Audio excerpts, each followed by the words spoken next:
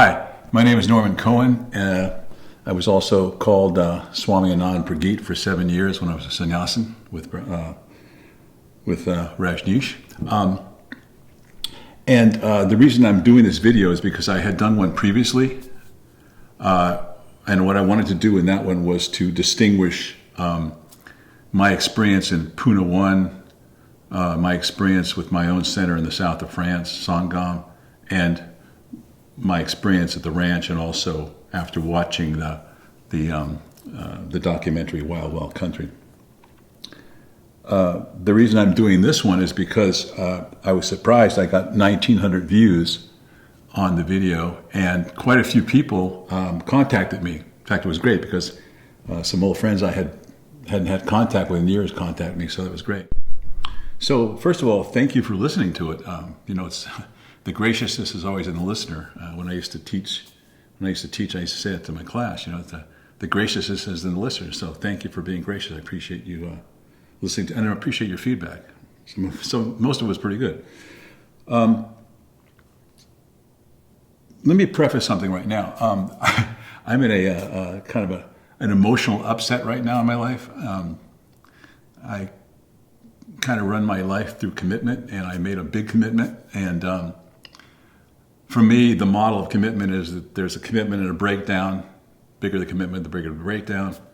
And of course, there's emotional upsets coming from the breakdown, and I'm right in the middle of an emotional upset. So the reason I tell you this is because I don't know how this is going to go today. My friend Aaron is here, he's shooting, and so we're trying to make this work. So I might have to refer to my notes, and I might have to stop every once in a while to get myself together. So I apologize for that.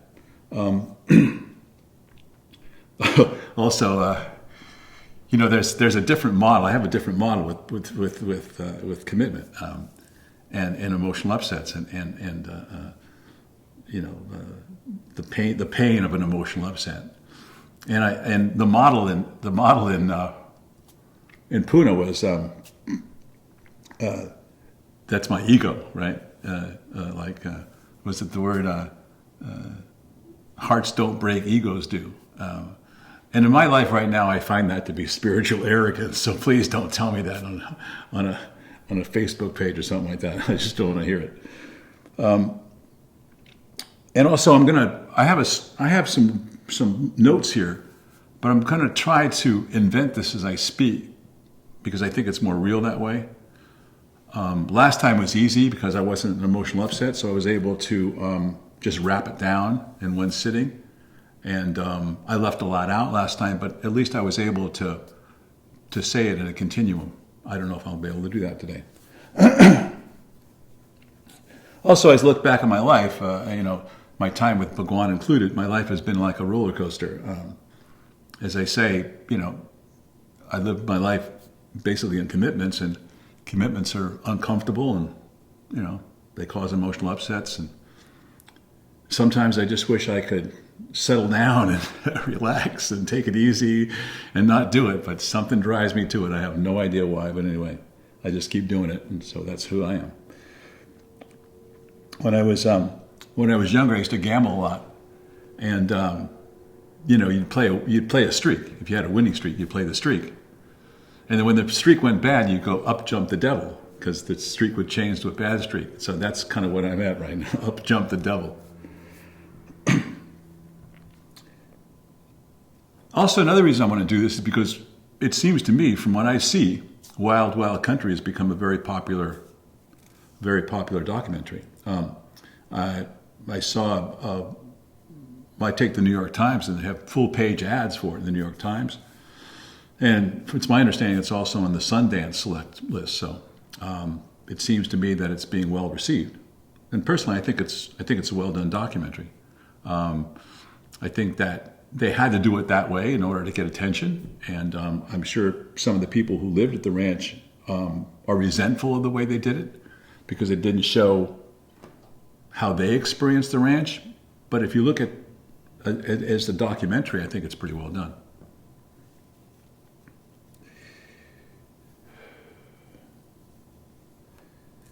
Now, again, as the distinction from Pune 1 and Sangam, as I said before, I wanted to create a distinction between the two and the ranch. And let me follow through with what I alluded to before. For me, Pune 1 and Sangam, they were both humanistic. There was a lot of heart, a lot of humor. I used to hear Bhagwan talk a lot, love, life, and laughter as the ABCs of meditation, love, life, and laughter. I think I actually experienced love, life, and laughter most of the time when I was in Pune or when I was in Sangam, unless I had amoebas or or something wrong with my body. And when I ran Sangam, we try to bring that with me. I try to bring that with me to the center, and the people that were there that were in Pune, they totally understood. We try to create an environment of love, life, and laughter, of celebration, a lot of celebration. And what I wanted to do is I wanted to serve people. I'm going to talk about service later on, but I really wanted to serve people. And we used to have Friday night meetings. We call it family meetings.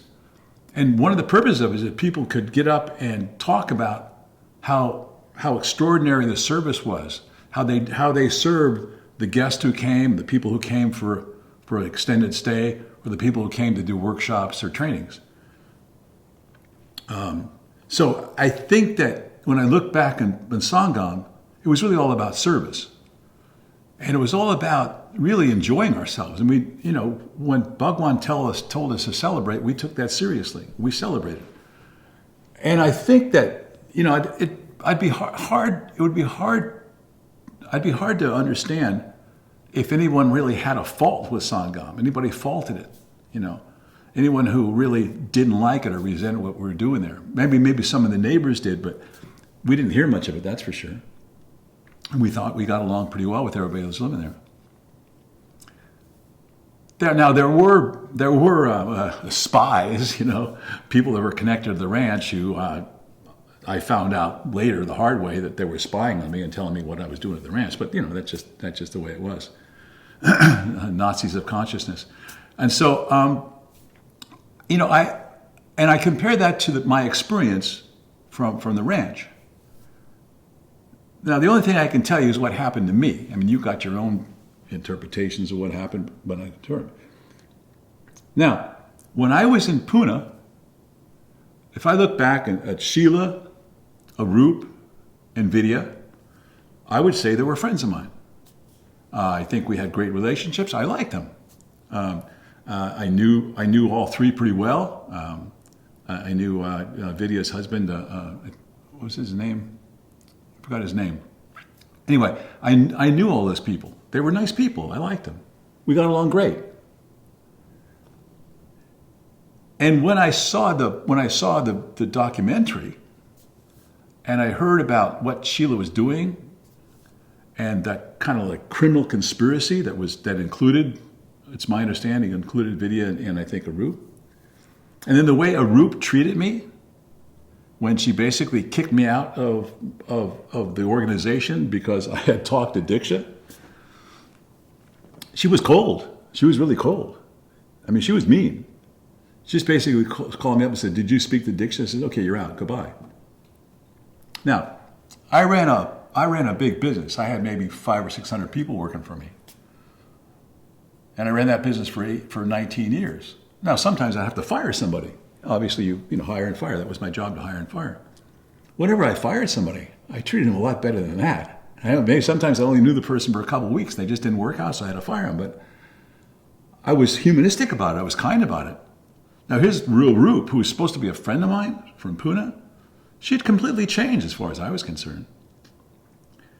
And when I saw what was going on, oh yeah, Bodhi. Bodhi was Vidya's husband. He was a sweet little guy. He was a sweet guy in Pune. And I think when I saw the Wild Wild Country, I think he was walking behind the car with a machine gun. Come on, man. He looked like a Jewish accountant. He's walking behind, and he kind of looked weird doing it too. He looked like he was kind of sneaking around doing it. He was I was almost embarrassed. And there's my opinion, you know. What the hell happened to you people?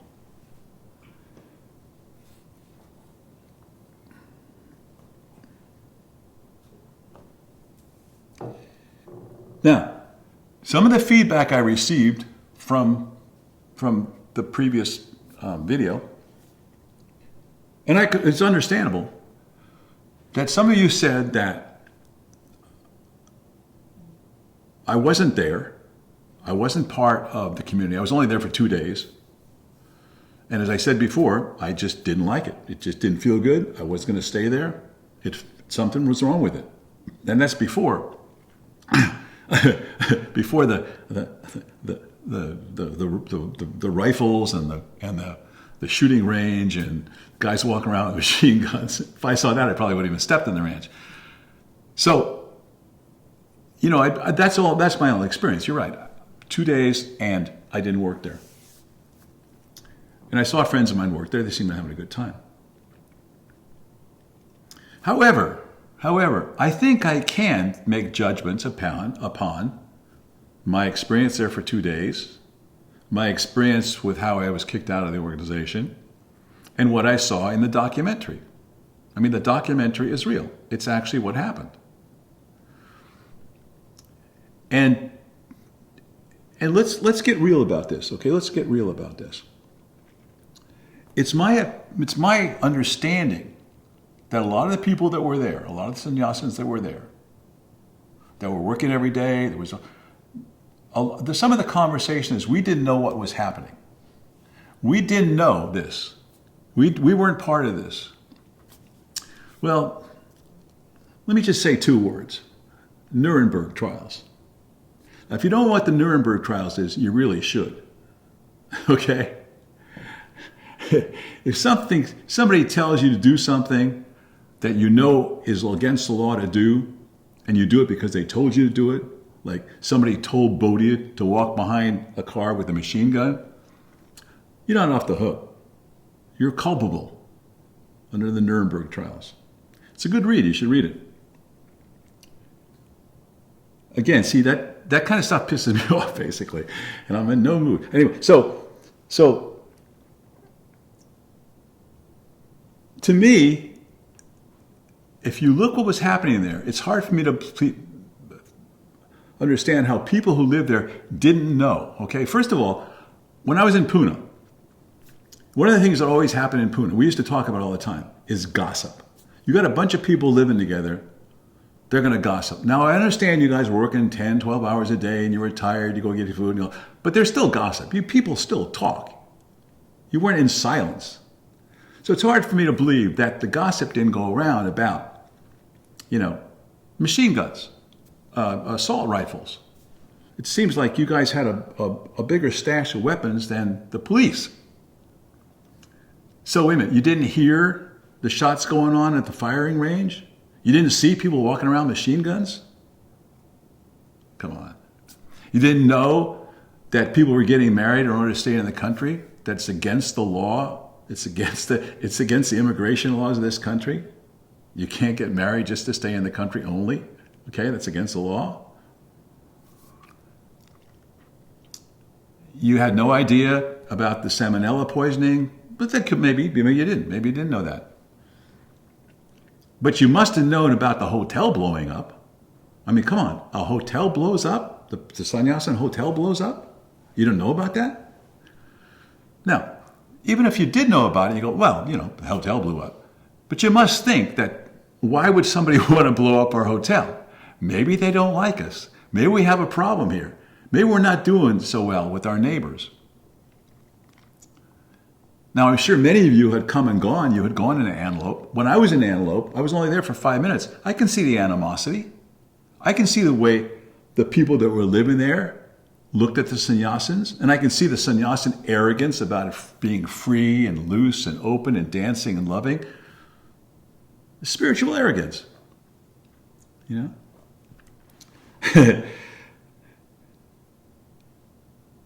was just thinking.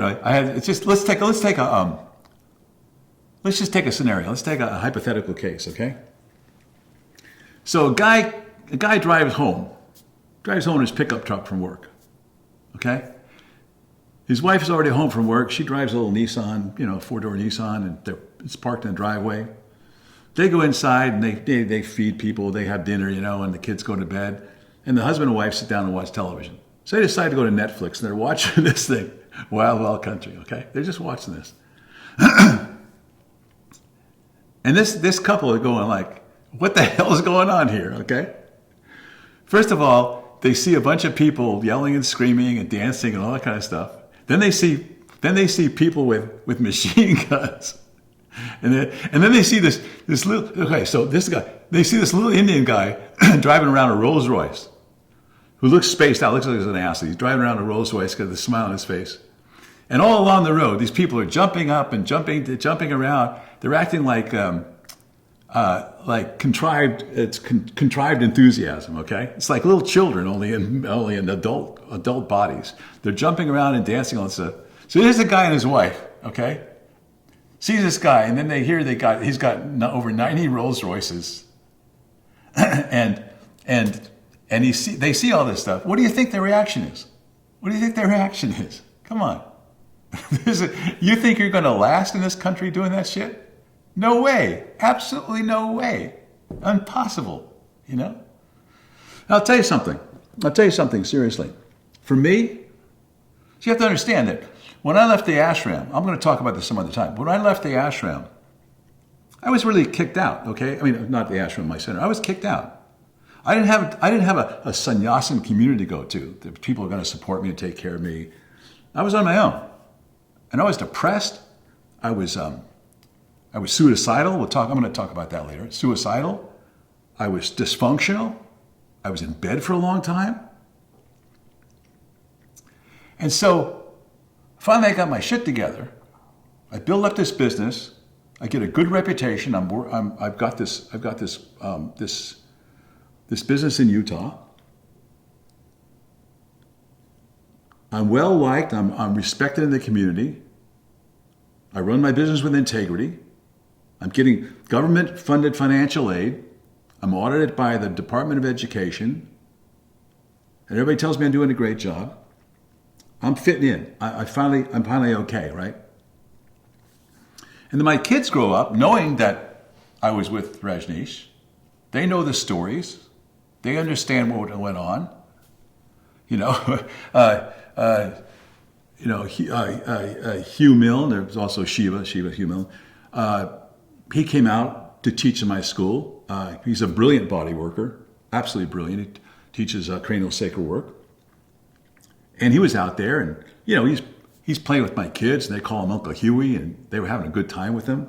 Baguado, who was in Puna One, at the ranch, he came to work at the place, and my kids called him Uncle Bags. He used to play soccer with my kids and all that kind of stuff. I mean, we all had a good time together. When we're planning where to live after Utah, we visited Portland to see if that was a good place to live, and we hung out with Diksha. Diksha cooked for my boys, and they loved her. She was great.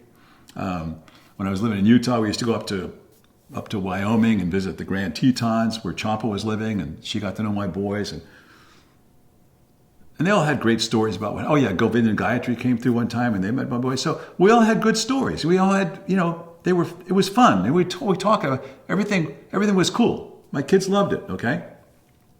And then my friends did too, okay? They loved it. Okay, now we've got this wild, wild country. It's an embarrassment, okay? It's an embarrassment. I know these things, who gives a shit with it? But it is. It's an embarrassment, I've got people in my life that know where I was. For instance, somebody comes into my house. I've got pictures of me at the south of France, at Sangam. I'm proud of Sangam. I really am. It was something that I'm really proud I did. And I look back on it, I think I did a good job. I'm blowing my own horn now, but what the hell? I can't do that. It's my video. So it was good stuff. It was good stuff. Pune. I'm proud of Pune. Obviously, we made mistakes. Obviously, we screwed up sometimes. But generally speaking, it was a good place to be. And compared to the rest of the world, it was a great place to be. Compared to this country, fantastic place to be. But the ranch, it's an embarrassment. It's an embarrassment. You know, relationship with a beautiful woman. I know her family. They're very nice people. They're down to earth, you know, really good, conservative-minded people. I mean, I hope they never saw this thing. Probably have, and they never say anything to me, but it's an embarrassment. The ranch is an embarrassment. You idiots. Fuck. I had to take a break there. I was getting a little pissed off. I didn't want to go on a rant. But I might. Okay. Oh yeah, I left Vyogi out. This is one of my dearest brothers, Vyogi. He lives in Amsterdam now. What a beautiful dude. Anyway, my son, he goes to Europe with a friend, and he goes to Amsterdam, visits Vyogi. He comes back and tells me what a great guy Vyogi is, and that he said he sounds just like you. I mean, these are great people. And now I'm sitting there watching this thing with the same son. We're watching this wild, wild country. And I'm sitting on one part of the couch, and he's sitting on the other. And I look at him, and he looks at me like, what the? These are the same people? And I got my son there, you know? And he's got friends. And then he's told about this too, you know? I got a picture in my house of me and Puna with one of my dearest friends. He passed away. When he passed away, I put the picture up on the wall to remind me of him. People come in, they see that picture. You guys are embarrassment. Embarrassment. Embarrassment. Okay? And my mother. Let me talk about my mother. Okay? I talked about it a little before. I got this sweet little Jewish mother, okay? She's 97 years old. She actually came to Sangam. She flew into the south of France. We picked her up in Nice, drove her up to the place. She loved it there. Everybody treated her so well. She became like a I don't know what you call it, like a honored guest, you know. And so when she was there, she saw everybody working. So my mother went to work. Okay, she worked in the kitchen and she worked in the office. And she was having a ball. She was having a great time. I remember one time after lunch, I said, "Hey, Mom, you want to take a walk, or you want to drive you down to see the Templar ruins?" She says, "Oh no, I have to go back to work." You know, and she had a great time. I'm sure she came back and told all her friends about what I had done there and how beautiful the people were and how it was great the south of France, etc., etc. Now my mother, she's 97 years old. She lives in a retirement community. She lives in an assisted living place. Okay, so I go visit her all the time. And they eat in this big dining room. And during meal times, there's a parking lot in front of the dining room. It's a big parking lot. With all their, what do you call this? I always say the stroller. What's it called? Walkers. They got their walkers, and they got their electric carts. And they're all parked there, huge. Everybody's got a stroller. What do these people do after dinner? They go back to their apartment and they watch television, okay? So here's my mother. My little Jewish mother. And all of a sudden, all these people are saying, "What is this? Your son was in this? You know? Thanks. Thanks a lot. You're an embarrassment." Now, let's go into something else here. I might go on a rant here because this is love. I love this, okay? So, there's a saying going around. People say it, I see it on my Facebook page all the time. And it's when they talk about being in the West, being in this country, being in different places. And it's one of my favorite of all the spiritual arrogant sayings.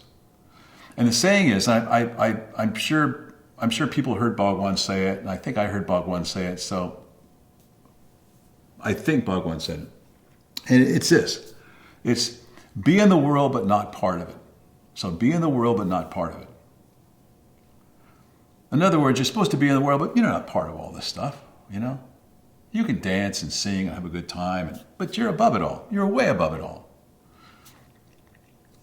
It's kind of like what I saw in the film. I saw people acting out being in the world, but they're not part of it, which I think is part of what killed the ranch, basically. I think that attitude killed the ranch. Now, I'm definitely part of the world. And I think it's a goddamn good thing to be part of the world, because being part of the world is how you make a difference, how you make the world better. You understand that? So this spiritual arrogance is really a pain in the ass when I hear it. It really is.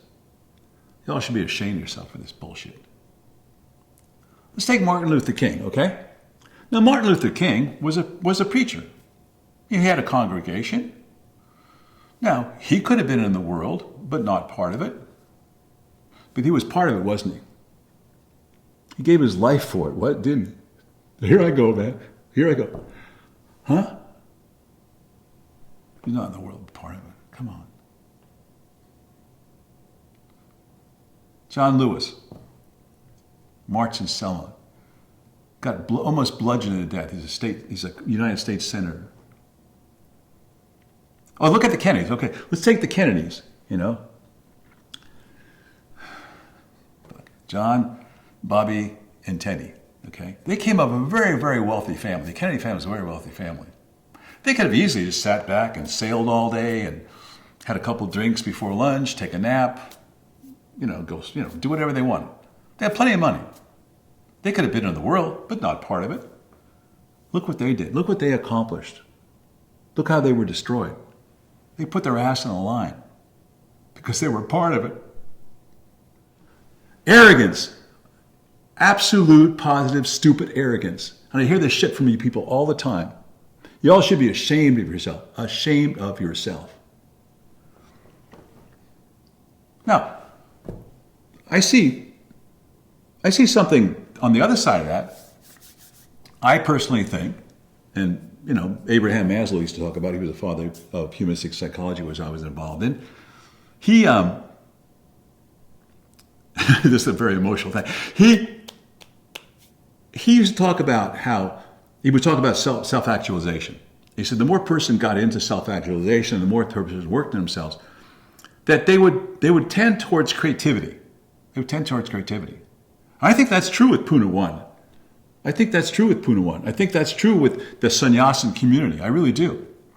I can think of a lot of friends of mine who came back from India and became very, very creative. My friends Govind and Gayatri, they make beautiful jewelry. I think Priya, the woman I taught massage to, she came back and she turned out to be a published poet. Brilliant stuff. I read some of the stuff. It's beautiful. and my Facebook page is great. I love my Facebook page because I see all these people out there. They're doing these gorgeous paintings. Beautiful stuff. And there are a lot of them. I go to my Facebook page right now and see probably 5 to 10 beautiful paintings that these people are out there painting. Beautiful. That's great. That's being in the world. You are in the world. That's part of contributing to the world. That's part of making a difference in the world. That's part of making the world more beautiful. That's what art is. You're in the world. But what I hear is this bullshit about be in the world but not part of it. You're so above it all. Oh yes. Politics don't matter. Nothing matters. Arrogance. Total arrogance. Take a break again. Okay.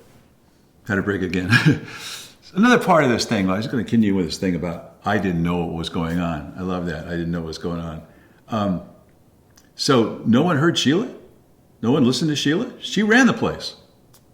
I thought that usually when somebody runs a place and they make a speech, they say something, people listen, okay? Well, again, watching that, I was surprised. I knew Sheila and Puna, and I really liked her. She was a very cool person. She was sweet. But obviously she couldn't handle the situation. She couldn't handle the power that she had. She didn't know what the hell to do with it. I kind of feel sorry for her, to tell you the truth. But didn't you hear how spiteful she was? Didn't you hear how mean her voice was sometimes? How confrontational she was? Do you think that was going to fly? Do you think that was going to help the city grow, the Rajneesh Purim city grow into this beautiful metropolis? Come on. She was snippy. She looked like an idiot, to tell you the truth. Again, it was embarrassing. Very embarrassing. And of course, I got to say this again, because I said it before, but I got to say it again. And if there's one thing that made me angry, this really, really got to me, was bussing those homeless guys in. I got to say it again. I don't care. I already said it in the past one, but I'm going to say it again. That's just despicable. Despicable. Embarrassing. Criminal. To take these poor guys off the street who are having a bad time. And I can't prove it, but I assume a lot of them were ex-military who had post-traumatic stress syndrome. You guys bring them to the ranch. Give them some hope. Give them some beer with drugs in it. Beautiful. Really nicely done. And then when things don't work out with the voting business, you take them back and dump them. Just dump them. That alone should have closed you assholes down. Really, that should have closed you assholes down. That is embarrassing. You all should be ashamed of yourselves. Ashamed of yourselves. You really need to read the Nuremberg trials if you don't believe that's true. Really. So, in closing,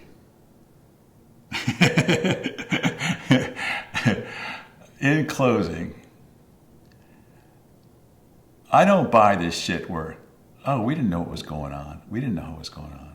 Oh yeah, I forgot this one. I listened to Hugh Milne's interview on BBC. Now I think I know Huey pretty well. He and I are very different. We approach life differently. But I have respect for the man. I think he's an honest man. He tries to find the truth in things. He's an intelligent guy. Also very creative. He's contributed a lot. He'd make a difference. He's written a beautiful book on craniosacral work. And he teaches, I mean, he does really good work. He's made a difference. Now, he's talking about his experience there. I don't think he's lying. He's talking about how people are working until they're exhausted, and then they go to the clinic to get drugs to keep awake, to keep working. Oh, that's great. That's great. That's embarrassing. He tells about this. Tells a story, I think, but he told some story somewhere. I've listened to Huey a couple of times because I like him. He's a good guy. He tells some story about some guy who on a canoe who died. You didn't know that? No one talked about that? A fellow Sanyassin dies in a canoe on the river that's going through the big muddy, and y'all didn't know that? What are you, dancing too much or having such a good time you didn't realize that? That's embarrassing. It's embarrassing. You know, I mean, I get worked up on this stuff. I really do, because it makes me angry. It really does make me angry. I mean, I come back to this world. I mean, I come back to this country after going through the crap I did, and I try to work. I try to serve people. I want to talk about this later. Is what I got out of Pune. Really, it was service. My enlightenment is service. That's what I got. I'm definitely not enlightened. You can tell that right away. But I got service. I am service. That's what I do. I serve people. And I made a difference in people's lives. I got thousands of people out there working as a result of my school. One year we did 650,000 massages in my student clinic where people can come and get an inexpensive massage to experience hands-on work, body, therapeutic touch. I'm proud of that stuff. But it's like this. It's like my past comes and hits me in the head with this wild, wild country. Again, I'm not blaming the guys that made Wild, Wild Country. I think they did a great job. But I so resent what happened there. I really do. I so resent it. I just resent it. So I'm sorry if I got emotional about it, but I mean, I hope you can understand. This affects my life. It affects my family's life. It affects my friends. It affects my relationships. You know, I'm just trying to lead my life. I'm just trying to be a good guy. I'm trying to make a difference. You know, I worked hard to raise my sons. I was a full-time single dad. I try to raise them so they fit into this crazy society, so they can make a difference. You know, the guy that was sitting on the couch watching the thing with me, he graduated from the University of Washington with honors. He's going to law school. We're going to set up a foundation with the money I earn to make a difference in this world. And this whole thing, it's in the way. It's an embarrassment.